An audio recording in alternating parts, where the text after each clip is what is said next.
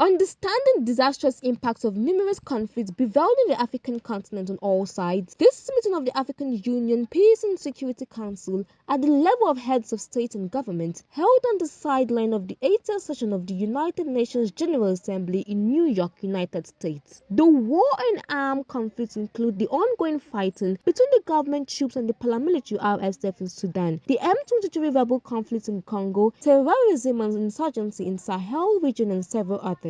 For Vice President Kashim Shettima, it is time African leaders look inward as they urge African unions to revigorate diplomacy as the primary and most effective means of conflict resolution in the African continent. In his bold stand, he warned that external interference in crises on the African continent, including the presence of foreign military forces, mercenaries and defense contractors in some member states of the AU, negates the spirit of African common defense and security policy. The Vice President maintained that meddling in crisis on the continent is contrary to African conflict prevention and resolution initiative, as he called on the Council to consider adopting a communique to address the loopholes in conflict resolution. As such, our continent must continue to maintain a blend of military and diplomatic approaches in its conflict prevention and resolution endeavors. Against this backdrop, we urge this Council to ensure that the concept of future peace operations, particularly the UN-mandated ones, make provision for diplomatic and political strategies that will ultimately address the root causes of conflict.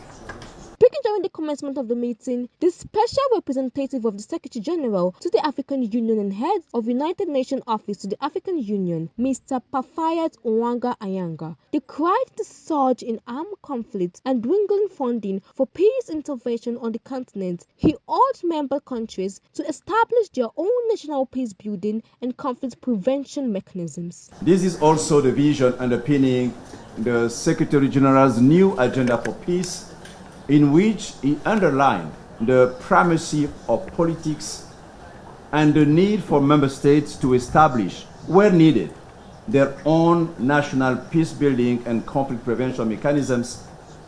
Prevention, indeed, must start at home.